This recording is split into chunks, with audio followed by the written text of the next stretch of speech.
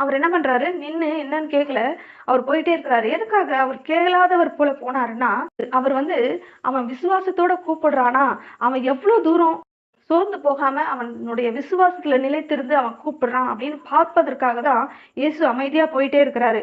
ஆனா, இவனுடைய சத்தம் உயர்ந்து கொண்டே போகிறது. அந்த அவ்ளோ ஜனங்களுடைய சத்தத்தின் மத்தியில இவன் சத்தம் அதிகமாய் கேட்கிறது.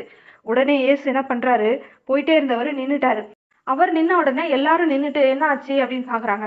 அவர் திரும்பி பார்த்து அவனை இங்க கூட்டிட்டு வா அப்படின்னு சொல்லி இயேசு சொல்றாரு. உடனே எல்லாரும் அந்த பத்திமேயு கிட்ட போயிட்டு, சரி எழுந்திரு, திடன் கொள், வா உன்னை இயேசு அழைக்கிறாரு வா அப்படின்னு சொல்லும்போது அவன் துள்ளி குதிச்சு எழுந்து ஓடுறான்.